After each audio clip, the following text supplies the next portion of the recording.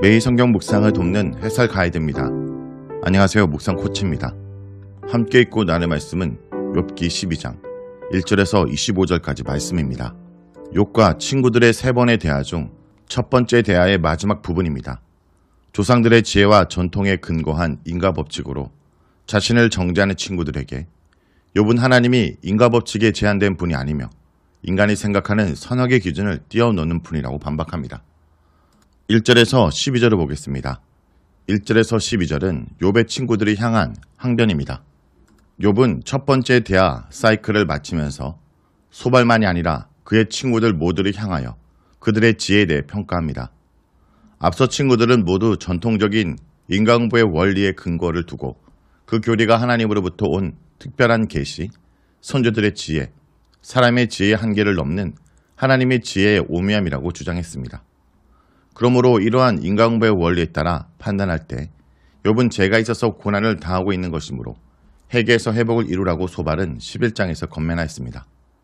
이에 대해 욥은 앞서 친구들의 독설과 섣부른 판단에 대해 실망하기도 하지만 제한적인 지혜를 가진 동일한 인간임에도 불구하고 지혜의 대표자처럼 주장하는 친구들의 오만함을 지적합니다. 욥은 친구들의 주장과 같은 지혜를 두고 그 같은 일을 누가 알지 못하겠느냐고 반문을 표시하므로 자신이 경험하고 있는 고난은 인과응보의 원리에 입각한 것이 아님을 말하고 있습니다. 욥의 세 친구들의 욥에 대한 평가와는 달리 욥은 자신의 기도가 하나님께 응답되고 의롭고 온전한 자임에도 웃음거리와 조롱거리가 되었다고 말합니다. 이것은 세 친구들이 주장하는 인과응보의 교리가 맞지 않다는 뜻입니다. 세 친구들은 욥처럼 재앙을 겪지 않아 마음이 평안하고 이들에게는 재앙을 만나는 것이 죄의 결과로 내려진 하나님의 처벌로 보여 욥의 재앙을 멸시합니다. 욥은 이들의 논리에 따르면 강도와 하나님을 진노케 하는 사람이 재앙을 받아야만 하지만 실제로는 형통하고 평안한 것은 거기에 하나님의 섭리가 있어서 그렇다고 하여 하나님의 주권을 인정하는 태도를 보입니다. 즉 우리의 삶 속에서 정통적인 인과응보의 논리만으로는 판단할 수 없는 일들도 일어난다는 것입니다.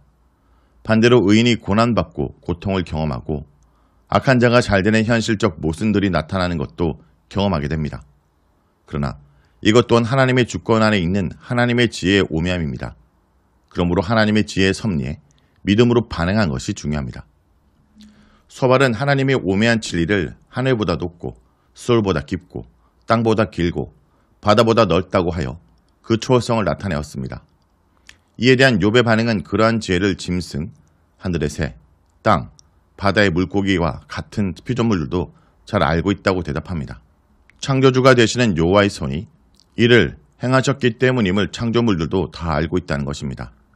주의 손이란 창조주로서 인간과 세상을 다스리시는 하나님의 절대적 권세와 주권, 능력을 의미합니다. 이러한 하나님의 손은 앞서 욥의 고백을 통해 알 수 있듯이 만들기도 하지만 주의 손으로 치시기도 합니다. 그러므로 모든 생물과 사람의 생명은 창조주 되시는 하나님의 손 아래, 그의 주권 아래 있는 것입니다. 이는 인과응보의 원리를 주장하는 친구들의 주장과는 다르게 이루어지는 하나님의 지혜와 섭리가 있으며 하나님께서 욥의 고난을 허락하실 수 있음을 모든 창조물들도 알고 있다고 말하는 것입니다. 욥은 하나님의 창조주로서의 주권을 인정하면서 친구들의 인과응보의 논리가 일괄적으로 삶의 경험에 적용될 수 없다고 주장합니다. 그것은 마치 입이 음식 맛을 구별하고 귀가 말의 진리와 뜻을 분별하는 것처럼 적용돼야 한다고 말합니다. 결국은 인간의 가장 뛰어난 지혜자로 대표되는 늙은이와 장수하는 자들의 지혜와 명철이 있지만 이를 초월하는 하나님의 지혜를 아는 것이 중요하다는 사실을 말합니다. 13절에서 25절을 보겠습니다. 13절에서 25절은 하나님의 숨겨진 지혜입니다. 앞서 하나님의 지혜와 섭리는 인간의 지혜와 명철로는 다 알 수 없는 것임을 나타내었고 인간의 지혜로 알게 된 것이 있다고 하더라도 근본적으로는 지혜와 권능, 계략과 명철도 창조주 되시는 하나님께 속한 것임을 인정해야 한다고 말합니다. 지혜와 명철이 하나님께 속한 것임이 창조주 하나님께서 자연 속에 지혜의 능력으로 행하신 일들에 잘 나타나 있습니다. 하나님께서 허무시면 누구도 세울 수 없고 가뭄으로 마르게도 하시고 홍수로 땅을 뒤집기도 하십니다. 다 창조주 하나님의 주권에 속한 것입니다. 또한 인간의 삶 속에서 무지하여 속임을 당하는 자와 머리를 써서 지롭게 행한다고 하여 고의로 상대방을 속이는 자도 하나님의 능력과 지혜와 주권 아래 있습니다. 즉 피조물인 인간이 지혜를 사용한다 하더라도 창조주 하나님의 지혜와 능력을 벗어나 행동할 수 없습니다. 하나님의 지혜는 깊고 오묘하여 인간부의 논리와 인간의 이해와 예측을 뛰어넘습니다. 이러한 하나님의 지혜는 인간이 이해할 수 없을 만큼 모순된 것처럼 나타나기도 합니다. 특히 17절에서 19절에는 한 나라의 지도자로서 지혜로 다스리는 사람들로 대표되는 사람들, 모사, 재판장, 왕, 제사장, 충성된 자들과 장로들, 기인들과 강한 자, 이들에게 일어나는 모순처럼 여겨지는 일들을 통해 결국은 세상의 건세와 나라를 통치하고 다스림이 하나님의 지혜와 주권, 하나님의 능력 안에 있음을 분명하게 말하고 있습니다. 왕에게 지혜로운 조언을 주는 사람이 맨발로 포로와 같이 끌려가고 재판장이 어리석게 되고 왕이 지혜를 잃었습니다. 왕들이 맨 것을 풀어 그들의 허리를 동이시며 라는 것은 고대 왕들이 포로로 끌려갈 때 밧줄에 손과 허리가 결박되어 끌려간 것으로 묘사한 비문과 문헌들에 나타나는 모습과 흡사합니다. 또한 이는 왕이 이미 왕의 의복이 아닌 허리를 두르는 천으로 묶은 기본적인 옷만을 걸치고 있는 모습으로 왕으로서의 권력과 건세를 상실한 것을 의미하기도 합니다. 제사장들은 벌거벗겨 끌려가고 믿을 만한 사람들이 옳은 말을 할 수 없고 장로들의 분별력과 지혜가 더 이상 영향력이 되지 못합니다. 기인들이 멸시를 받고 군사들이 칼을 찬 허리가 느슨하여져 무기력하게 됩니다.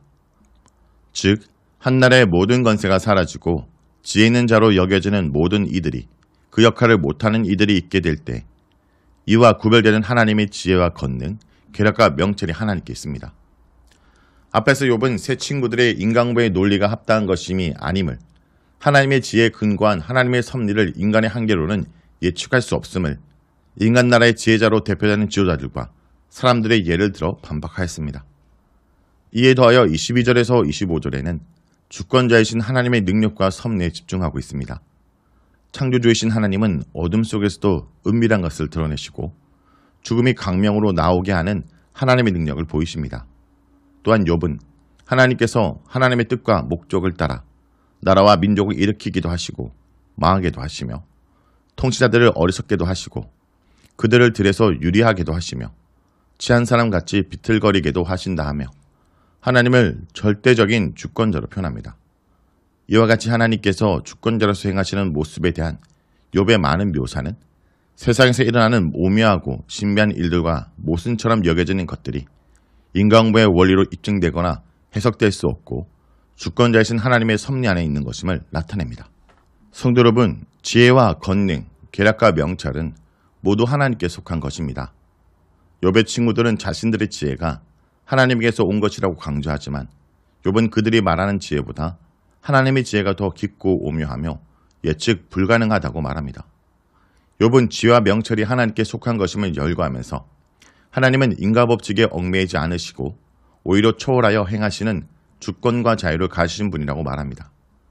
내 이해와 상식을 초월하시는 하나님의 절대 주권 앞에서 더욱 겸손해야 될 것입니다. 말씀을 놓고 기도하겠습니다. 주님, 원인과 결과를 분석하기보다 하나님께서 주권을 가지고 자유롭게 일하심을 인정하는 자가 되게 하여 주시옵소서. 참된 지혜는 하나님께 있음을 고백합니다. 하나님은 우리가 상상할 수 없는 뜻과 계획을 가지고 계심을 고백합니다. 하나님은 인간의 선과 악을 뛰어넘어 하나님의 주권을 가지고 역사할 수 있음을 고백합니다. 그러므로 이제 고난이라는 현상만을 보고 함부로 상대방을 죄인 취급하는 자가 되지 않게 하여 주시옵소서. 고난 이면에 담긴 하나님의 뜻이 무엇인지 겸손하게 알리고 고난당하는 지체들과 함께 인내하는 시간을 보내는 겸손한 자가 되게 하여 주시옵소서. 예수님의 이름으로 기도합니다. 아멘.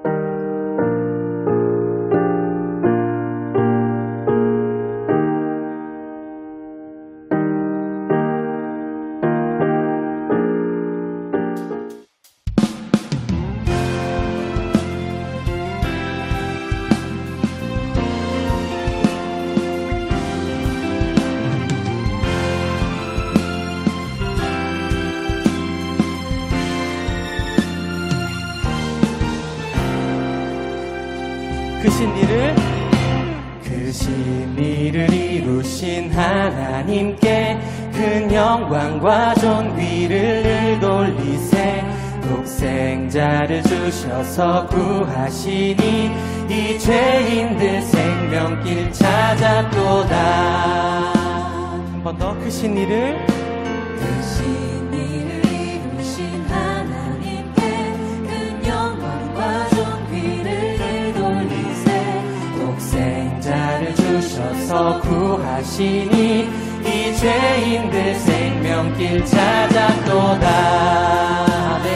주 찬양, 주 찬양, 주 찬양, 큰 소리로 찬양, 주 찬양, 주 찬양, 기쁨으로 찬양. 만 백성들 모여서 찬양하세. 이 크신 일 이루신 하나님께. 아멘. 구원의 주님 찬송합니다. 보혈 흘려 그 백성 사셨으니 주 믿는 자 누구나 사함받네. 주 사랑이 널 용서하시리니 이 완전한 구원에 참회하라. 함께 주 찬양, 주 찬양, 주 찬양, 큰 소리로 찬양, 주 찬양, 주 찬양, 기쁨으로 찬양. 만 백성들 모여서 찬양하세. 이 크신 일 이루신 하나님께. 아멘. 이 삶의 놀라운 구원의 은혜를 베푸신 주님, 주님의 이름을 찬양합니다. 주님의 은혜를 찬양합니다. 할렐루야.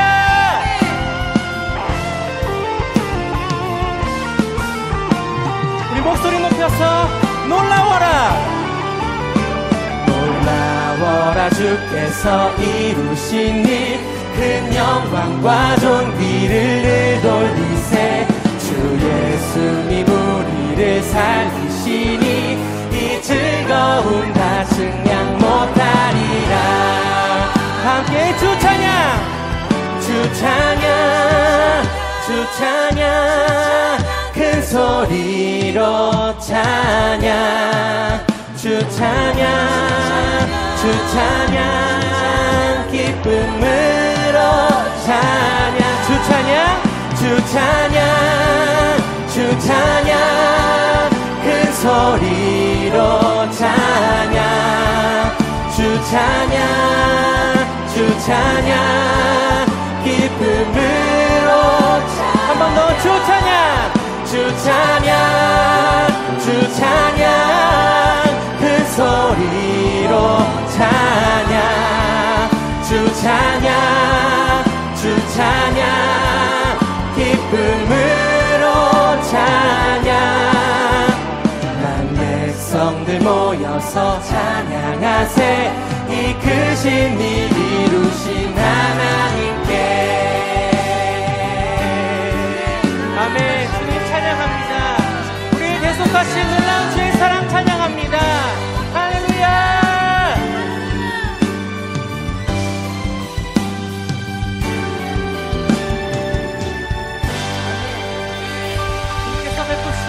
구원의 은혜를 찬양합니다. 주님의 행하심을 노래합니다. 할렐루야.